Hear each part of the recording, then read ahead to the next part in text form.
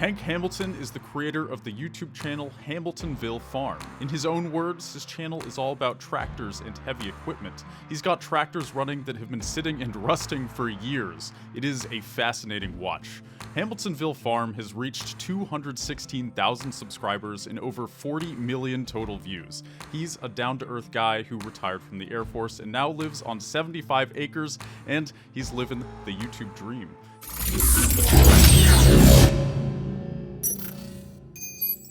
Hank, is there anything you'd like to add about yourself here?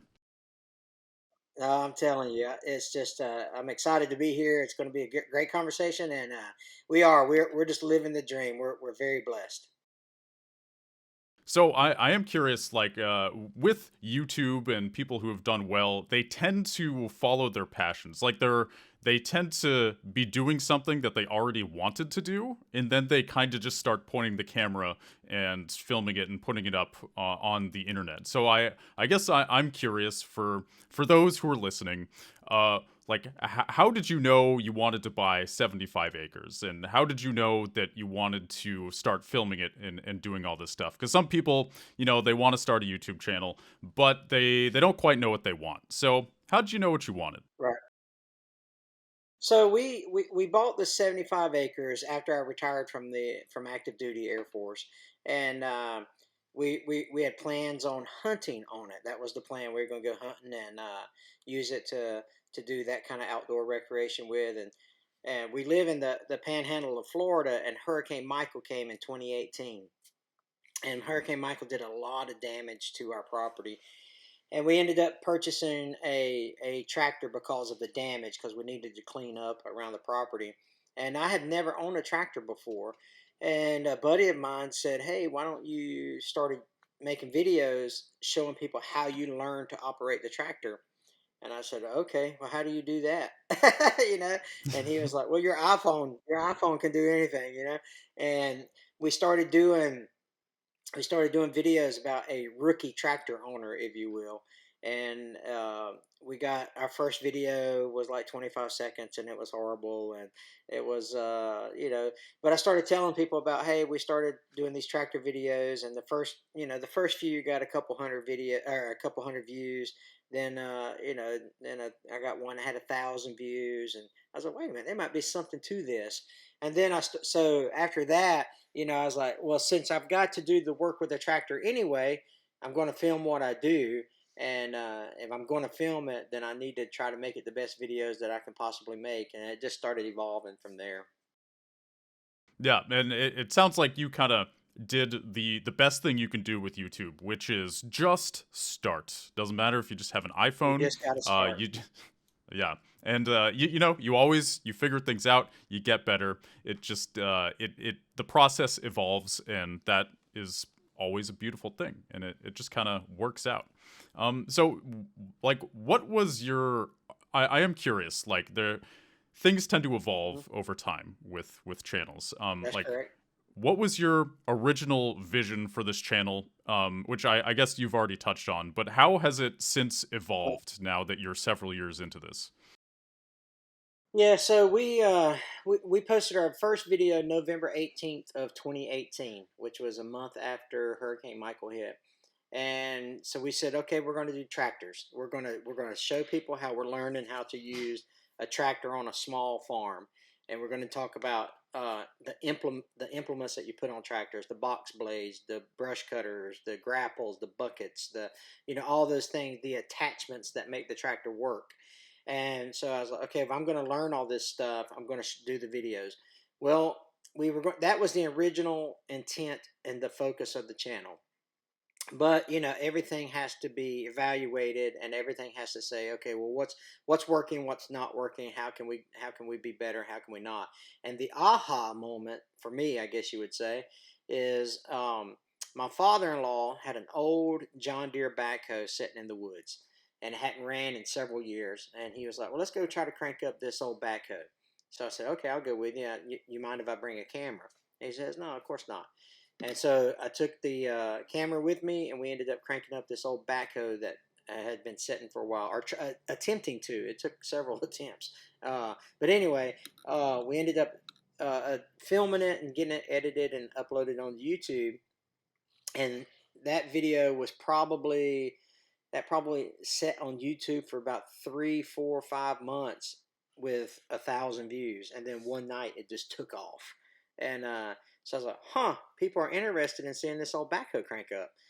I probably should do another one." You know, and you should always try to repeat your successes. And well, once I saw that video take off, I still had that backhoe at my disposal, so I went out and I filmed it again, and that video did really well as well. And so I said, okay, I'm on to something. I'm on to people like these will it start type videos, and that those videos were getting uh, 10 times, if not 100 times, more views than my tractor videos. And so as you evaluate your data, you look and say, okay, well maybe I need to make a pivot, and I kind of pivoted toward more will it start videos versus tractor videos. I mean, we're still doing tractor videos, but the lion's share is now the heavy equipment and will it start type videos. Yeah, and I feel like there's an inherent appeal in like big equipment videos and in tractors and like uh I when I was watching your videos, these are huge impressive machines, and especially when you're able to get something started that's just been sitting and rusting for years. I mean, it's like there's all this Yeah, fluid leaking out of it, and somehow you're like shoving a yeah, screwdriver into something and then it just fires up, and it's like, what? Like there's yeah, uh there's something yeah. about And this it's that something, is really it's satisfying. right. And it's something that people don't get to do every day, unless you live out in the rural America, and this is what you have a junkyard in your backyard type deal. But for the I think for the average person, the average viewer, they don't get to do it every day. So it's kind of almost vicariously they get to do it with us, and so we're happy to have that opportunity to present this type of stuff. And well, I think what kind of separates my channel from some of the other Will It Start type channels is we're consistently doing big equipment. There's a lot of Will It Start channels on YouTube, and they do muscle cars, old 1960s and 70s type hot rods, and they'll do big semi tractors, and then they'll do some old antique type stuff. But we consistently do like big heavy forestry equipment, big heavy construction equipment type stuff. We don't do very seldom do we do a small piece of equipment. Yeah, and you're sticking to your brand, and clearly it is working very well.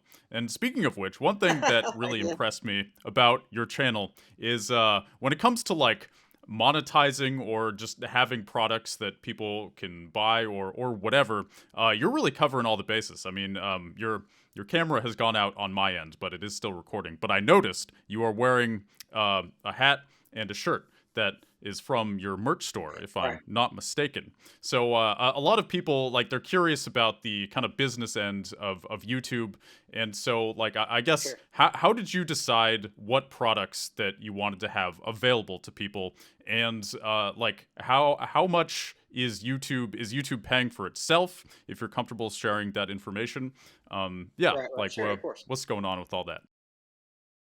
So I think it's important. This is my strategic approach to partnerships that has served me well. I use what I call a crawl, walk, run approach. All right, and so I've learned this really from just kind of conversations with my wife, who's pretty her Instagram is doing fairly well, and her socials are doing okay as well. But anyway, what I do is I find a product that I think is a quality product.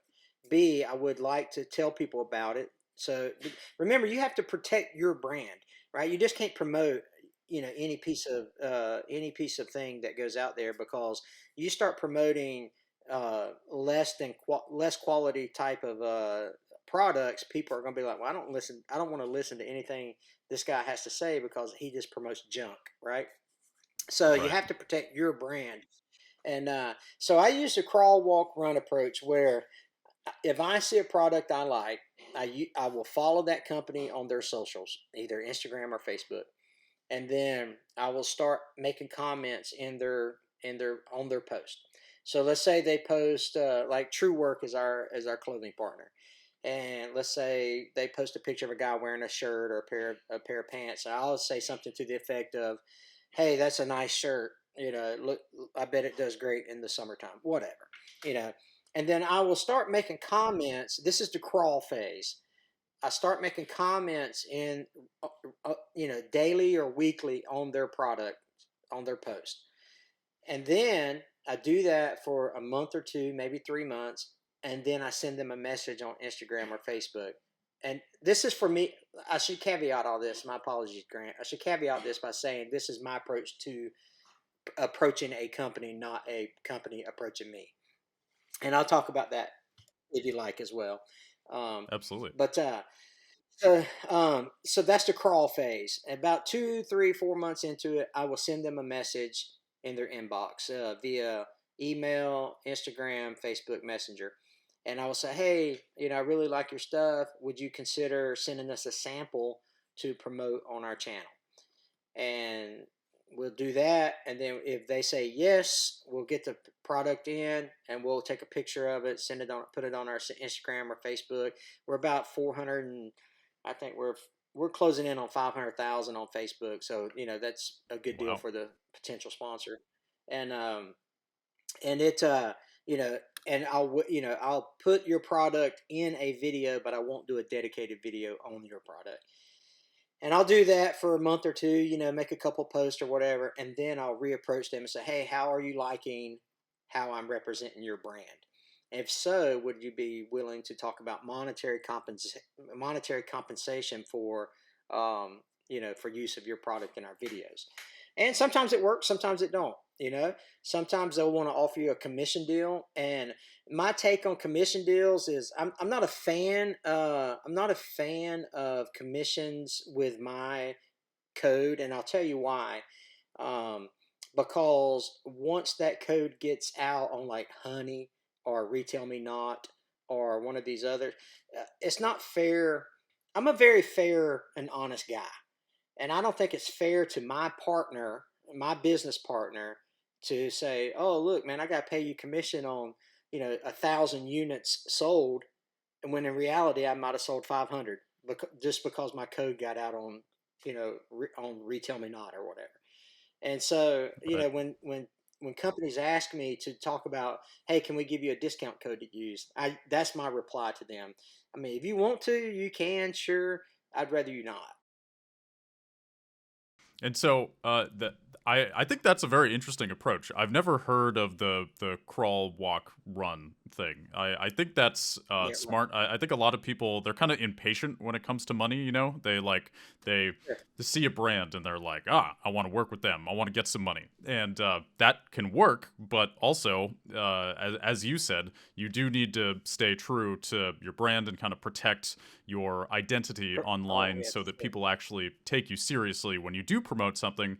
And then, of course, when you promote something, it's not like that happens in a vacuum. If you promote something that sucks, then your Yeah, audience might judge you for it and think less of you, or what right. have you. So, Yeah. okay, so you've walked And us we're through how you approach a company. Oh yeah, what's up? Yeah, I'm sorry, and I'll say that what I was going to say, Grant, was that it's important because I'm also telling these companies that we don't we know our audience. Hamiltonville Farm knows the target demographic, the target viewer, and the videos that target viewer is going to watch. And for a company to that, let's say it's I don't know, microwave. That's the first thing. That's the first thing I think of is a microwave. A microwave company says, "Hey, we want to give you a microwave to get in a video." I'm gonna be like, "No," because that dedicated video will get 500 views. And Mm-hmm. you're wasting your money as a company, and It's waste. It doesn't fit my demographic. But so I'll say that. But if a company approaches me to promote a product, usually I'll always answer with a value, with a some type of dollar amount, and so because they've already looked at my channel, they've already looked at my view counts. I assume they have. I mean, of course, every if you're a creator that's been on YouTube for a year, you're already getting the emails like, "Hey, we want you to promote this pool vacuum," and I'm like, well, I don't even have a swimming pool, man. Right. How am I gonna do that? Yep. Yeah, but so if a legit company or a company that I think might do well on our channel, uh, if they approach me and say, "Hey, we want to pay you to do a video," I'm going to say, "Okay, this is my charge for one video." And I don't guarantee views. And the reason I don't guarantee views is because I don't think that's fair to my I don't think that's fair to my partner as well. And so if they say, well, we want you to guarantee 100,000 views on this video, well, what if I just get 75,000 views? I mean, you know what I mean? It's a big risk to guarantee views, so I just don't do it. So I give them a flat rate, and right now, if you'd like to tell me, if you would like to talk about what I charge, I'm more than happy to do that. But it really depends on the company, to be honest with you. Because there's another thing I look at. I look at the size of the company. We have a partner of us with us. It's a small company. They literally have 8 to 12 employees, something like that, and they sponsor they make the gloves for our channel, to wear on our hands to work in. And so I charge them less because I know they're a small company and I know they can't afford the big payouts. But if it's a bigger company that has the $1 million advertising budgets, then we ask for more, if that makes sense. Oh yeah, yeah, it makes complete sense. And I've done the same thing over the years. It's like, and it feels nicer too, right? To be nicer to startups and kind of acknowledge that they're just For sure. getting off the ground here, and you kind of, what one thing I've always enjoyed about being on YouTube is you do kind of have an opportunity to like be a part of companies that are up and coming and help promote them, and Hmm. obviously you want to get paid and make sure your time is being valued as well. But there is a sense of I guess accomplishment or satisfaction that comes with just not just like trying to take people's money and run, just trying to be fair Sure. and help a brother out, so to speak. And yeah, I mean, That's you right. said you were Yes. open to you said you were open to talking about like how much sponsorships tend to pay you. That sounds like interesting information if if you're willing to share. Yeah. Well, normally we start out at $2,500 for a 60 to 90 second ad integration, and then we go from there. So, if a company approaches me and say, "Hey, we want you to make a dedicated video on this product," I tell them no, and then unless the dedicated product is in my wheelhouse, if that makes sense. Um, Mm-hmm. but if it's something that I can integrate, um, like we did a pressure washer. We did a sponsored video for an electric pressure washer. Well, that's something I can wash my tractor with it. I can use it to wash down some equipment that I have and things like that. I actually prefer their style of pressure washer. And so I said, okay, here's my rate, and we started out at $2,500, and we ended up doing a 3 minute spot for them. 3 minutes is a tick long. I probably won't do that again, but looking back, but that $2,500 for that 3 minutes paid for that video, you know, and so you have to remember that these companies have budgets, and those budgets are there to pay the creator to make the content with. So don't be you don't. This is what I tell small, and I say small creators because I still consider myself small. Um, I tell other creators, I should say, that's a better way of saying it. I tell other creators, your time is valuable. Don't if you're comfortable getting the price of the product as your compensation. Let's say they send you a rug for your living room or something. If you're comfortable with that $500 rug being the compensation for to make the video, then do it. But if you think, well, you know what, man, I put a lot of time, effort, and creative energy into making this video, I need to be compensated for that. Then tell them, hey, look, I know I'm not the big fish in this, I'm not the big fish in the pond, but how about 250 bucks, 500 bucks plus the product? Because and the, 9 times out of 10, they're going to come back either and say, well, how about 250, or something like that, because they're trying to save as much money as they can too. But this is something else, Grant. I always caveat it, or I always say, listen, this video is living on YouTube forever. $250 or $2,500. In my case, $2,500. And $2,500 is such a drop in the bucket for this video to live forever on a platform where in 10 years, you still might be having the commercial, if you will. And so, you can't even buy a radio spot for $2,500, you know? Yeah, totally. That's a really good point. I never really thought about it like that because yeah, it's like TV or radio. You do it once and then it's over. But especially Right. like your content is kind of evergreen. You That's right. fix a broken tractor once, and that video is still going to be interesting 10 years from now. And Yeah. especially with what you do, I think your point is especially true. And I also so the for the one time ads, that's what I tell them. But if I have a partner that's going to be a long term partner with me, that's going to sign a year contract or 2 year contract with me, I try not to go more than a year. And I'll get back to that. Ask me that. Ask me why not here in a sec, okay? But so I tell the person that's going to go for the year, here's my price, and I've got different prices for different companies. But let's just say I said $12,000 a year. I say, okay, you got $1,000 a month, and you get mentioned in a video once a month. Well, I tell them that I'll be like, do you have a janitor or a custodian? Do you have a custodian that works for you? And they'll be, yeah, of course we do. It comes in. We have we have a service that comes cleans our place. Well, how much do you pay them? Oh, it's like 80 grand a year. Yeah, exactly, right. How much ROI are you getting from the custodian? So you're paying me less than what you pay a custodian, and you're getting a huge ROI, huge exposure, huge brand recognition, and for the price you pay, your minimum wage employee. And so that usually helps seal the deal as well, because they're like, well, yeah, I pay the delivery guy, $12 an hour, and he makes 20 grand a year. You know what I mean? So, but anyway, getting back to why I don't do more than a year.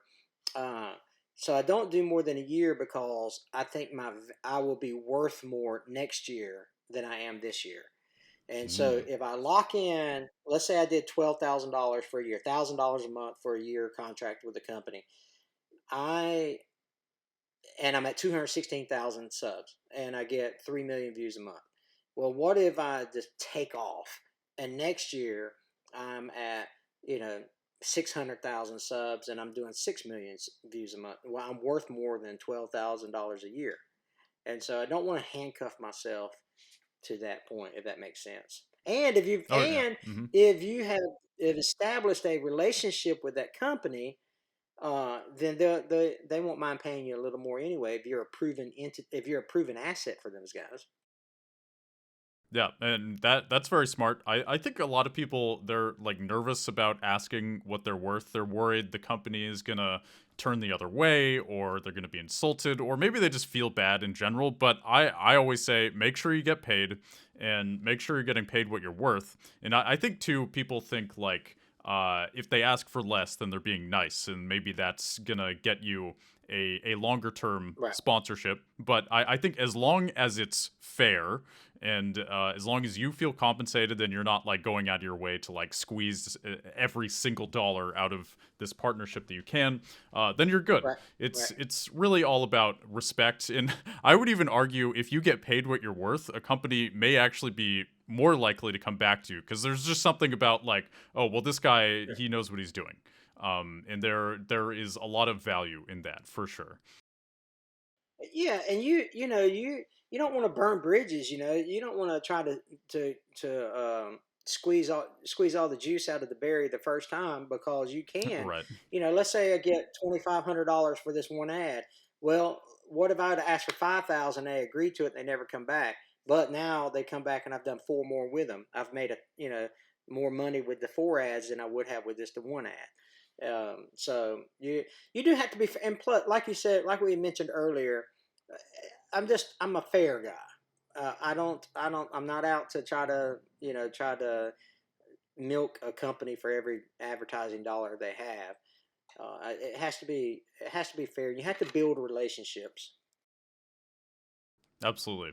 And so one thing I was curious about, like just listening to you talk, you clearly you know how to do business. Like you know how to be fair, you know how to get paid what you're worth, and also help people who you're partnering with. Like Sure. you mentioned you were in the Air Force.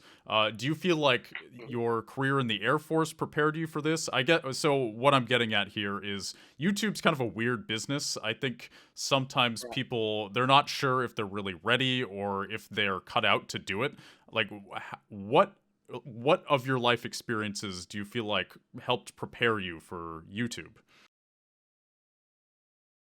Yeah, I mean, I was started out as an enlisted guy, and then I got commissioned and retired as an officer. So I got to see both sides of the fence, as from the enlisted side and the officer side, and you learn a lot of leadership type stuff, and you learn a lot of problem solving type stuff. And so using that skill set, you can translate that or you can parlay that into the civilian world. And so, just thinking about that. But, I'm also very solid in my faith. And so I just don't think it's right to try to take advantage of someone, for my morals and my convictions. I try to treat people the way I think people would want to treat me.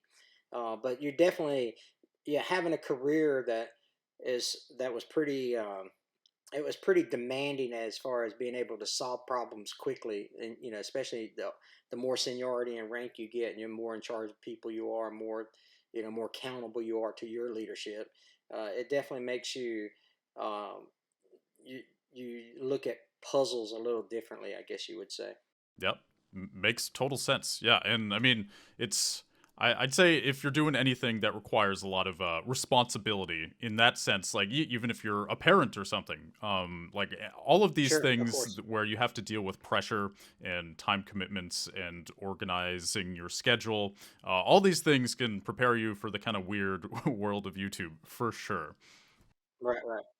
Yeah, I mean, you just have to look at, because when you start YouTube, you're just going to make crappy videos. That's just all there is to it. You know what I mean? Not unless you just got like a background and cinematography, filming or whatever that's whatever that big word is. But so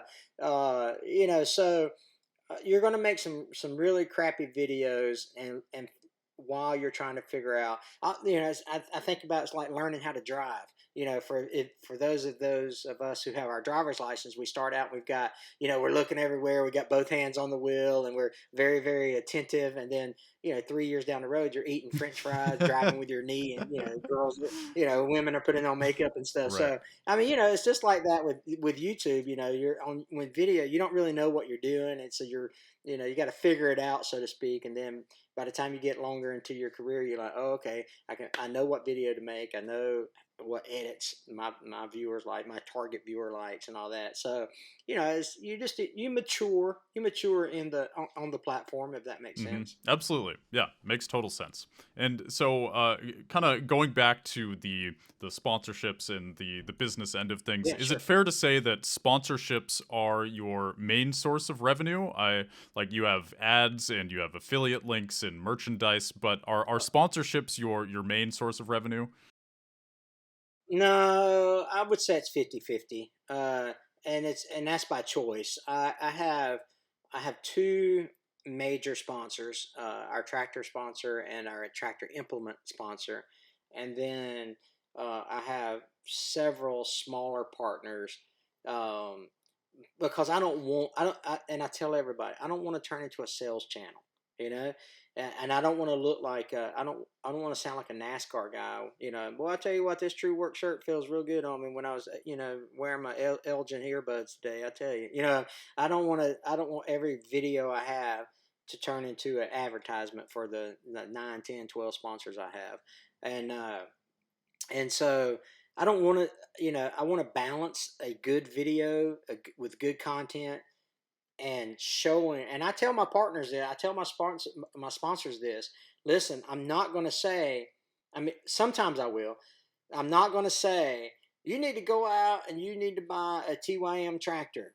I'm not going to say, but I will show the tractor working. I will show the tractor in use and let the tractor speak for itself. And now once in a while I will say, hey, you know what? If you're looking for a tractor, make sure you go check out TYM because they're a really solid tractor.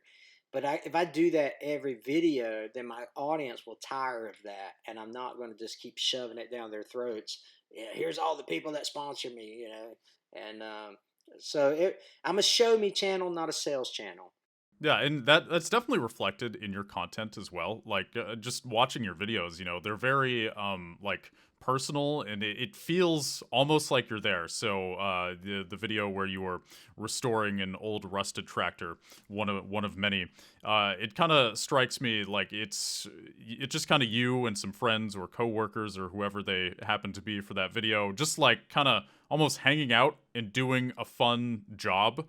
And it doesn't feel like I'm sure you've seen these videos on YouTube where it's like they're trying to turn nothing into something, but you Right, like right. you have something that is inherently interesting, and you're kind of just like pointing the camera and talking to it, and putting the camera into a weird hole in the tractor and kind of showing birds nests inside or Right, whatever. And it's just like right. it's very I guess raw and interesting, and yeah, like I see why you wouldn't want to just be shoving sponsorships down people's throats, because you're not like you're not a just kind of highly polished kind of corporate Yeah, channel. I'm not a vlog. You know, bubbly type, video, if you will. Right, just having like happy little music in the background, like, "Hey guys, today we're Right, gonna have a lot of fun today. We have a really exciting project." You're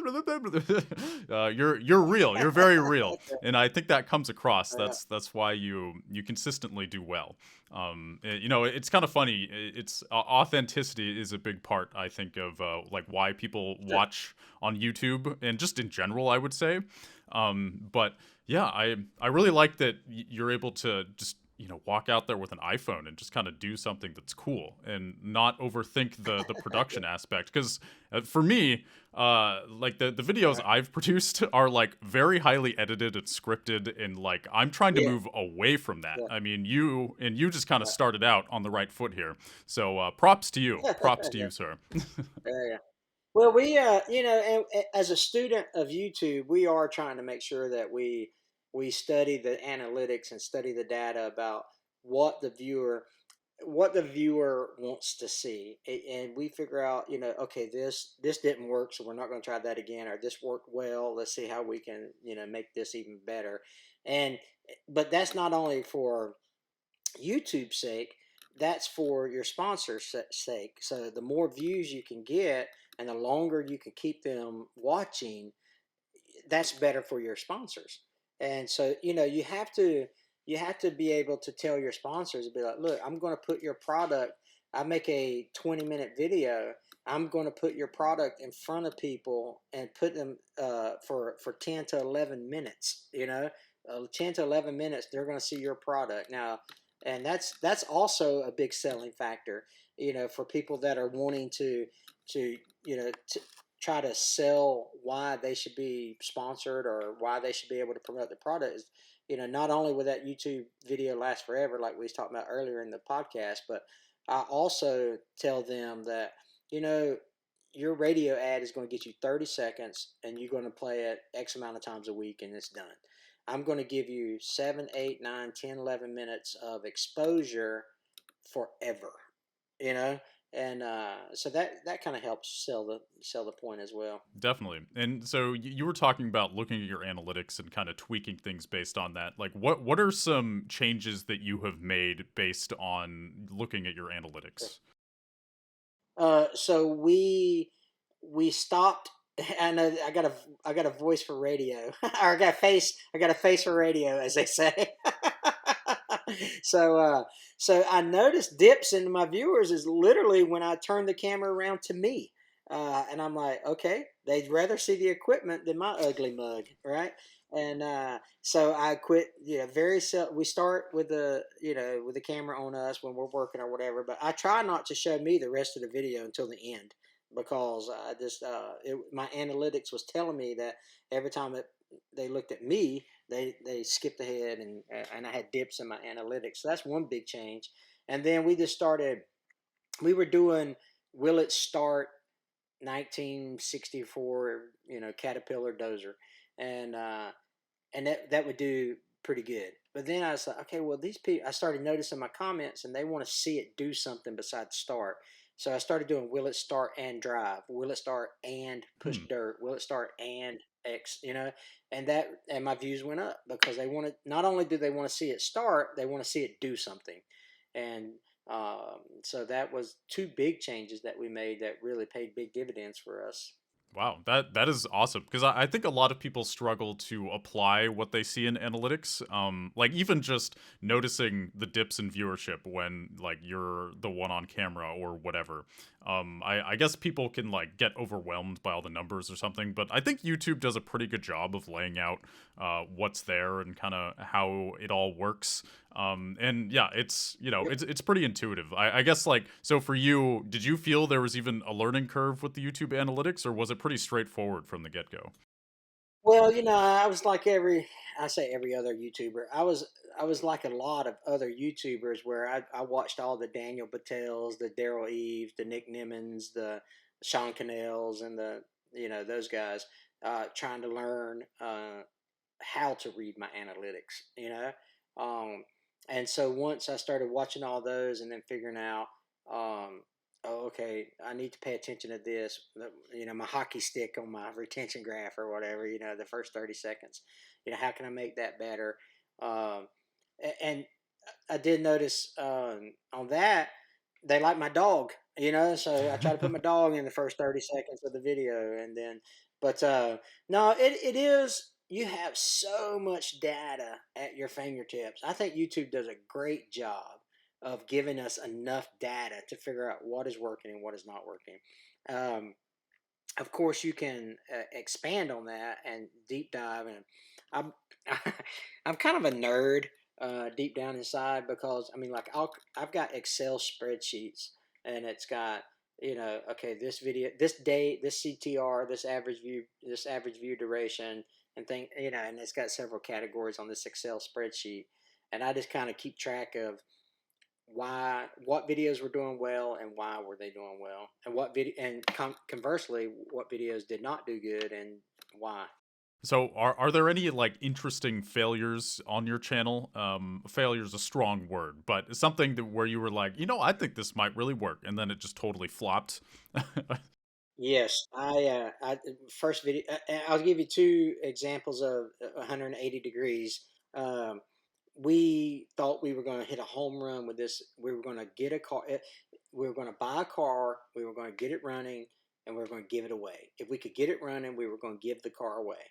And so we got the car, we got it running, and we gave it away.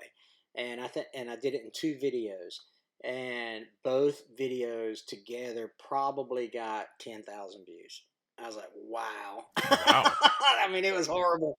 Yeah, it was like, oh, they did not. And so I attribute that to the fact that my viewer demographic likes heavy equipment. They don't like sedans, Mm. you know. But I thought, okay, well, maybe they'll like the fact that I'm giving it away. Mr. Beast gives stuff away, and he gets millions of views, right? And so I thought, well, I'll try that. But no, it was a big flop. And so I thought, well, I guess I'll never do that again because which kind of stinks because I like helping people. We really bought that car, we really fixed it up, we really gave it away to someone, right? And so we blessed this little girl with a car, and it just happened to be perfect timing because like 2 days later she totaled her truck. She sent me an email. She's like, I'm so glad y'all gave me this car because I totaled my Aw. truck. And I was like, well, that's awesome. And so anyway, but on conversely, I had a cement truck and is the cement truck's very first pour, and it's got 3.7 million views, and is literally the worst video probably on YouTube. And I was like, I have no idea why this thing is getting the views, but man, I'm telling you, it's my biggest video I've ever done, and it's I have no, I mean, it's horrible. The video is horrible. Yeah, I watched that one because it had so many views, and it was so just for Yeah. those who haven't seen it, it was mostly like just music and you kind of pointing a Yep. camera at the cement truck pouring cement, and And it was horrible music. It wasn't even good music. it's YouTube is so weird like that. There are some videos I put Weird. out where I'm like, I hate this video, and then it's like the most popular video for months, Yeah. and then you Crazy. get comments Yeah. right that are like kind of telling you what you already knew, like, oh, this That's is right. a That's terrible right. That's video. right. Why does it have so many views? And you're like, I don't know. I don't know why it has so many Yeah. views. Look at my other stuff. It's Uh, better, please. that's right. Yeah. That's what I need to go back and edit it and put. Please watch my other videos. It's not that bad. I think YouTube just likes to torture people. They're like, I think so. I think there's so. somebody behind the scenes just pulling levers. Like, this will get him. This will get him. Laughing. Yeah. Yeah. So, Oh I man. was looking at your analytics and I noticed a really big spike in February of 2020. You went from 91,000 views to 1.5 million over the course of about 2 months. Was that the cement truck video? Like, what was that period of Uh, time for you? yeah. Okay. So it might have been when I got Creator on the Rise. So if I don't know if they still do that program or not, do they? I'm not sure. But I got put on the trending page. On the top of the trending page, I got put for one. I got an email from YouTube and it said, "Congratulations, you're selected as Creator on the Rise." And I'm like, this don't sound good at all. And it sounded like a scam, you know. And so I called some friends of mine that were in 100,000, 300,000 subs or whatever. I was like, "You ever heard of this?" And they're like, "Yeah, it's legit." I said, "Okay, cool." And sure enough, I got put on the trending tab as Creator on the Rise, and I jumped. I think I did like 3 or 4 thousand subs in one day, and then it just kept going and going and going. And then no, and February of 20 might have been when the backhoe video took off. Mm. Because it sat on YouTube for a while before it actually took off. My first viral video, I guess you would say. hmm And also looking at your analytics, what was interesting to me is that the numbers stayed up there. Sometimes you get this explosion of views, but then it just kind of drops back down to Yeah, where it was. You stayed up there, and you continue to get bigger and bigger and bigger yeah. as your philosophy of you're trying to be bigger every year and clearly succeeding. So do you feel like that was because the videos that got big fed well into your kind of backlog of videos where it was actually relevant and people weren't like only watching one and leaving? Yeah, I think so. I think my catalog, if you will, was really supportive of the content we were making, and so and then we kind of we made sure that we followed what was working. I mean, so I was pumping out videos, 3 a week to try to maintain that for a while, and then kind of shore up that foundation. I was very fortunate, or I am very fortunate, that I've got really good friends that are other content creators who are not selfish, who will be like, okay, this is what, look for this, look for that. This is what I would do. This is how I would do this. And so for me to reach out to some other content creators who have been there and done that was truly a blessing, I guess you would say, because it kept me from making some big mistakes. Yeah, it's crazy how helpful that is when you can just talk to other people who have kind of already been there and or have just kind of Yeah. experienced a different side of YouTube. And yeah, it's sometimes YouTube can feel kind of lonely, like you're just sitting behind a screen and you're kind of on your own. But there's all these other people out there, and they have similar Sure. experiences to you. Yeah, and I tell you what, on a serious note, I mean, obviously I've been at this gig now going into my fourth year, so I know a lot of creators, but I haven't met I haven't met a single creator that I couldn't sit down and drink a soda pop with. You know what I mean? And most of I mean like literally everyone I've met. Now I'm sure there's some out there, but the ones that I have met, I mean, have been super helpful. Want to talk about it? Want to because it's a language. It's a language that we can speak to each other. You know, I just can't go and tell my friend across the street. You know, I can't tell him be like, "Hey, did you know my CTR went up to 6%?" You know, and they'll be like, "I have no idea what you're talking about, dude." You know what I mean? So, so it is something. There is something about community that needs to be said. You know that you need to if you feel like YouTube is lonely, then find a Facebook group or something in your niche that will be supportive of what you do. Now, we hang out in a lot of homestead groups because we have a farm and we do a lot of homesteading type stuff. And so those guys super supportive, and then some of the heavy equipment forums and things like that. So it's there's support groups, for lack of a better term, out there for creators, and it ain't all about hey, sharing your video link on Facebook and hoping that somebody goes and watches it. It's I'm talking about like no kidding community. You know. Absolutely. Yeah. And it just, mentally you feel better, even just beyond the good advice that you tend to get from other YouTubers. I think it's just nice to feel understood, like that all these weird problems that can arise from YouTube are shared by others. And I mean, that's just Sure. the human connection element that is so crucial to feeling good on the inside, for sure. And yeah, I think honestly, you're hitting all the bases. Like I've talked to you're probably my fifth interview, I believe, and most people they're kind of Okay. like they do a few things right and a few things they're not quite doing. But I mean you're really hitting all the bases, man. Like you're hitting your analytics. You are making changes based on that. You know what your audience likes, and you know how to kind of stick to it, but still evolve. And I just want Hmm. to basically give you a big thumbs up. Congratulations. I think you're doing fantastic, and it's very impressive, and it's inspiring to see. Well, I appreciate it, and obviously it ain't. There's some luck. You know what I mean?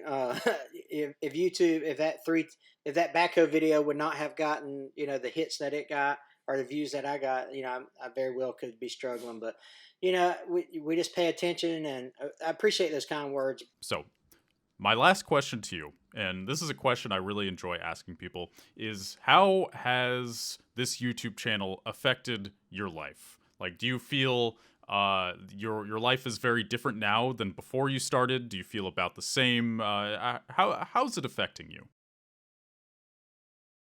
Yeah, it's effect. I can't go to a Rule King without getting recognized. I got you get I think we just went over 40 million views on our channel, something like that. So that's a lot of eyeballs Hmm. looking at you. You know what I mean?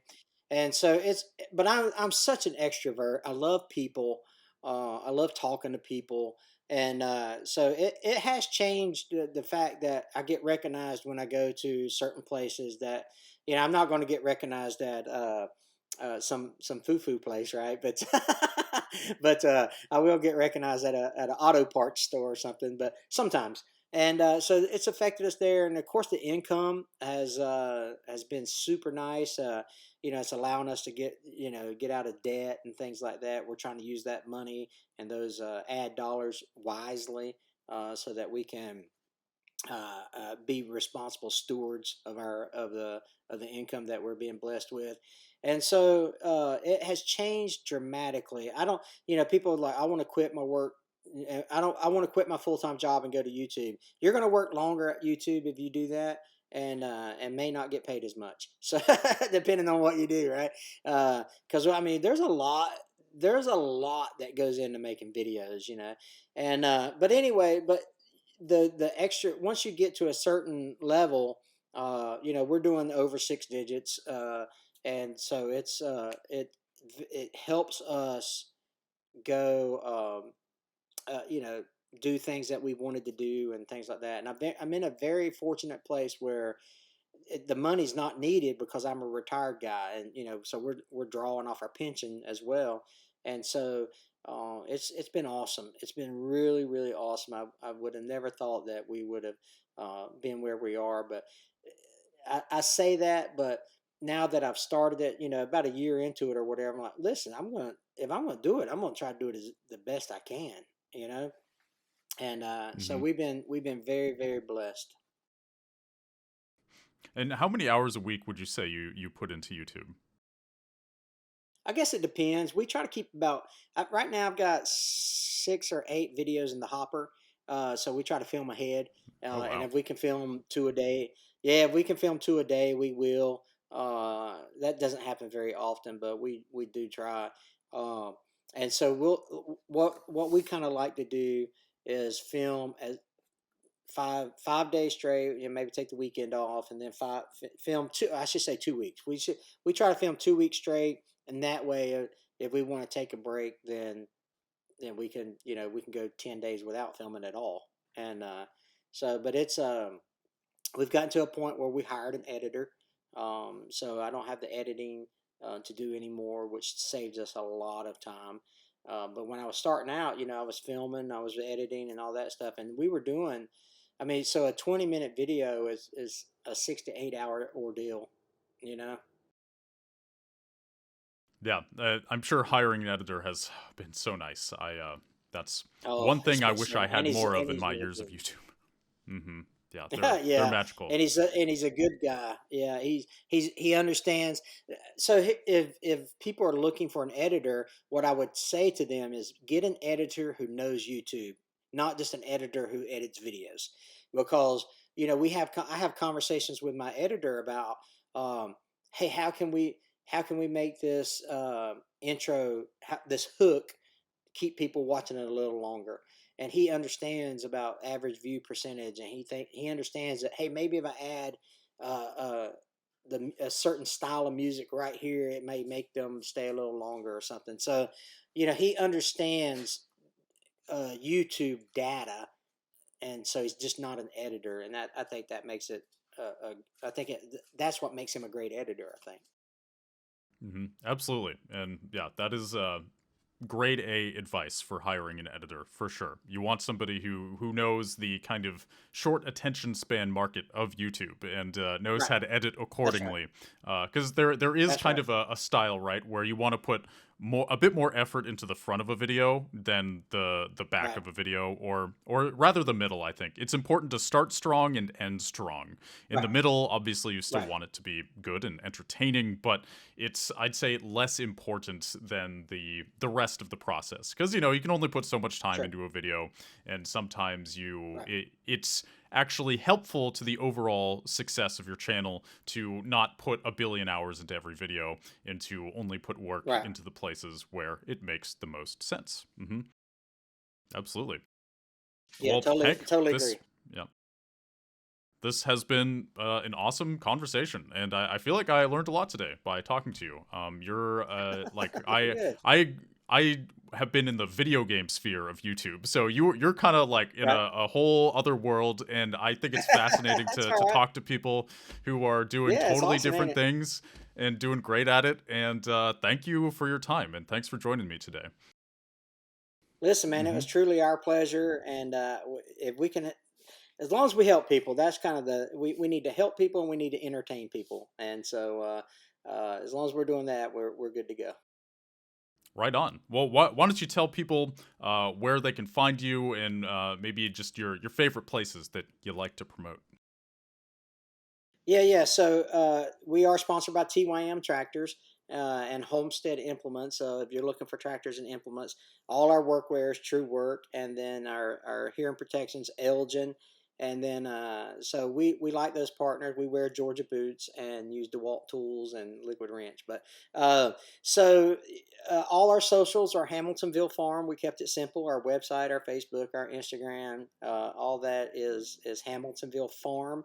And I tell people it's farm. It's singular. No, I don't have. I only got one. because a lot of people be like Hamilton Farms. No, it's Hamiltonville Farm. But anyway, but no, I just enjoyed our conversation, Grant. You're a spectacular host, fantastic, and thanks for having us on. Well, thank you so much. The feeling is mutual. Hamiltonville Farm, everybody. And yeah, thanks again. And no matter what platform you're listening to, make sure hit that subscribe button, follow button, whatever, so that you can see more of these awesome conversations. Thanks again for joining me. It's been a great time, and I wish you well in the rest of your YouTube journey. I know you're going to be even bigger next year. Thank you. Yeah. All right.